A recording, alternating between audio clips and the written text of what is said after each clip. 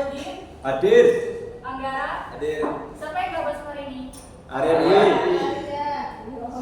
Sama Fatih Zamzami.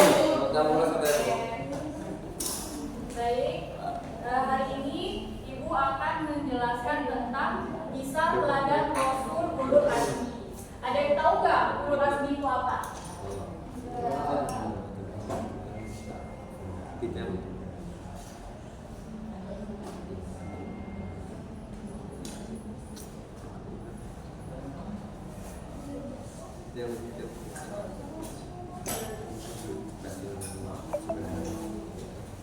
Jadi Ulul Azmi itu terdiri dari dua kata.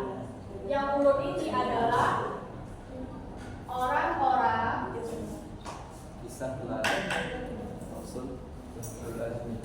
yang memiliki. Sedangkan untuk azmi ini adalah kesabaran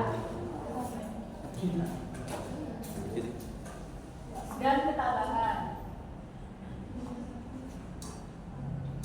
Jadi itu dapat kita simpulkan nih, Rasul Ulul Azmi ini adalah gelar yang diberikan kepada para nabi atau rasul yang memiliki kesabaran dan ketabahan dalam menyebarkan ajaran agama Islam.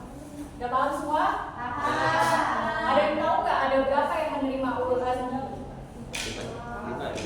5. Ya benar, ada 5. Siapa saja? Nabi Daud. Baca. Nabi Daud. Nabi Daud nggak? Enggak. Nabi Muhammad udah. Anies Baswedan. Oh iya.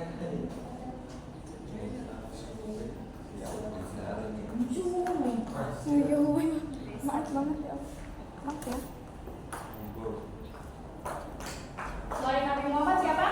Isa. Ya, Isa.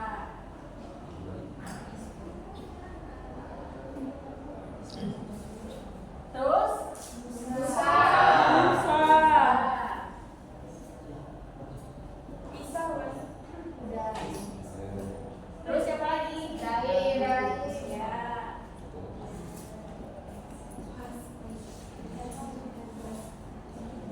Yang pertama siapa?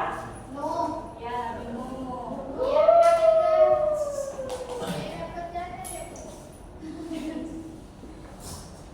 Jadi kita jelasin dari pertama ya Nabi Nuh ini. Nabi Nuh ini menerima gelar Nabi ini adalah Nabi pertama yang menerima wahyu dan ditugaskan untuk menyampaikan ajarannya. Nabi Nuh ini menerima gelar Ulul Azmi karena kesabaran dan ketabahannya dalam menyebarkan ajaran agama Islam. Dia ini menyebarkan ajaran agama Islam selama kurang lebih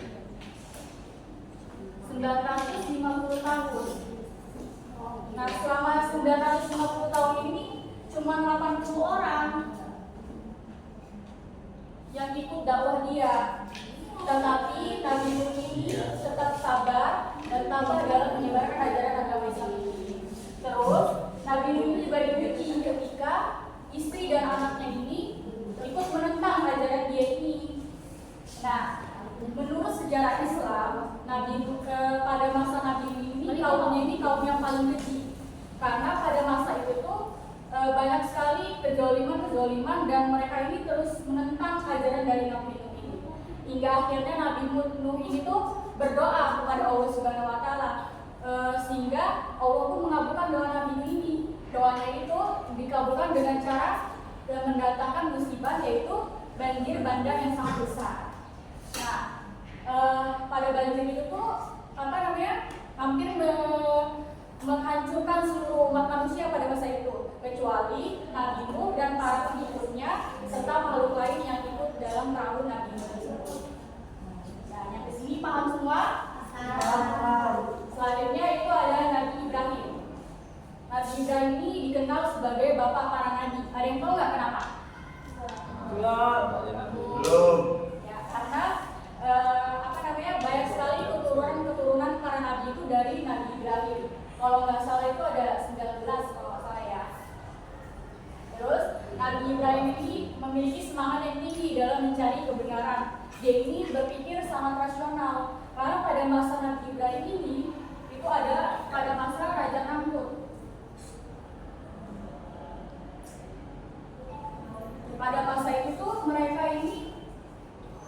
menyembah berhala.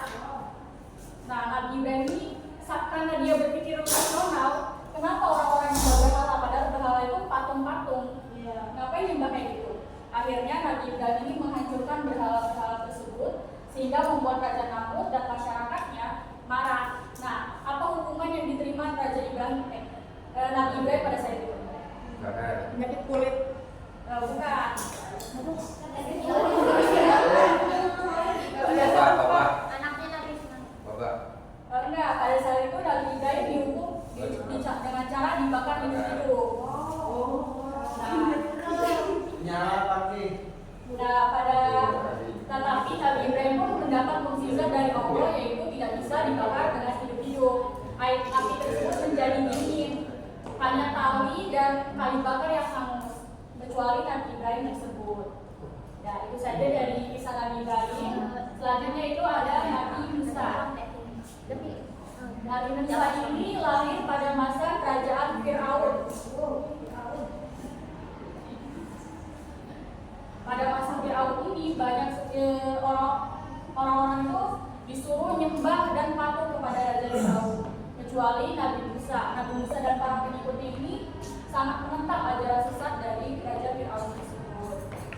Nah, apa? Sebentar.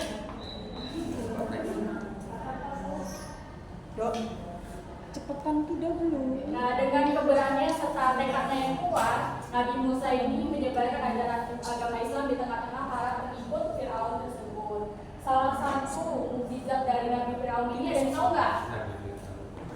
Enggak ada Nabi Fir'aun. Nabi Musa. Alamat ayat. Ya, salah satunya Alamat ayat. orang yang dapat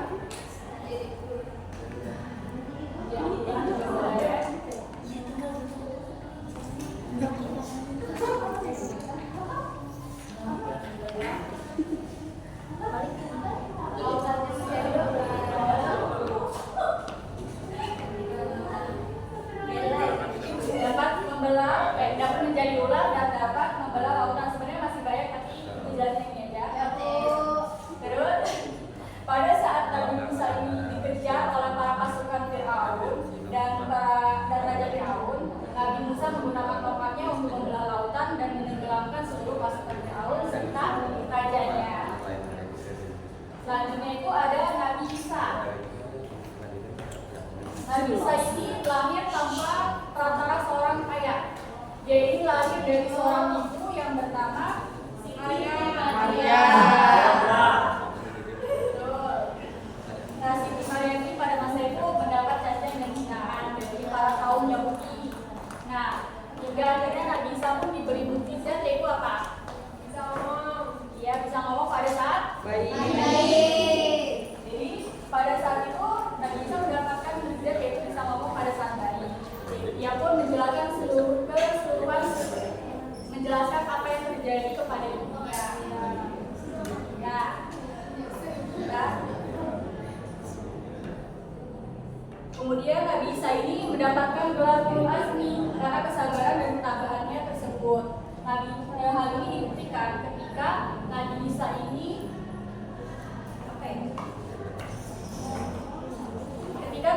ini dituduh menistakan kaum Yahudi. Nah, kemudian murid dan umatnya ini juga berkhianat dan akan dibunuh oleh bangsa Romawi. Namun Nabi Isa ini tetap mendoakan agar mereka ini diberi petunjuk serta hidayah oleh Allah Subhanahu wa taala. Mukjizat Nabi Isa yang terkenal yang lainnya ada yang tahu nggak? Mukjizat lainnya. Bisa Hidupin orang. Menghidupkan orang kembali. Hidupin orang. Ya, hidupin orang terus. menyembuhkan mungkin. Ya, menyembuhkan orang sakit terus. Hidup sampai sekarang. Hidup sampai sekarang. Dan salawat yang paling besar itu kitab Injil ya. Selanjutnya ada Nabi Muhammad Sallallahu Alaihi Wasallam. Nabi Muhammad ini nabi terakhir, penutup dari para nabi. Nabi Muhammad ini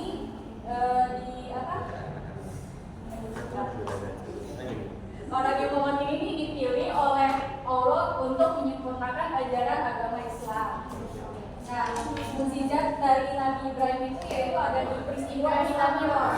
Muhammad. Nabi Muhammad. Nah, pada kan pada peristiwa Isra Mi'raj itu tuh apa? Apa yang dilakukan Nabi Muhammad pada saat Isra Mi'raj itu?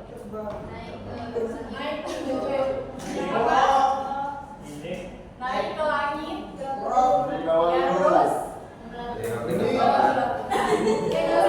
negosiasi tentang sholat. Iya, sholat 5 waktu. Oh ya tuh. Tadinya 50. Nah, dakwah yang dilakukan Rasulullah ini nggak selalu mulus. Banyak sekali rintangan-rintangan dan hinaan dari kaum kafir Quraisy. Nah, terus karena kaum kafir Quraisy ini menganggap Rasulullah ini mendapat menyebarkan ajaran yang bertentangan dengan tradisi yang sudah ada. Namun Allah Subhanahu wa Ta'ala ini membantu Nabi Muhammad yaitu dengan menurunkan pertolongan serta keselamatan untuk Nabi Muhammad dan para pengikutnya. Dengan kesabaran yang tiada batasnya, Nabi Muhammad ini akhirnya mendapat gelar ulul azmi. Ya, itu saja dari Ibu. Jadi Ibu mau tanya, dari semua ini apa hikmah yang bisa kita ambil dari kisah teladan Rasul ulul azmi?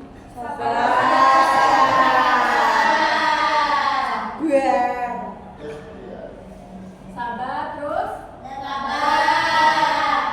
sabar, tidak sombong, boleh. Ya tuh.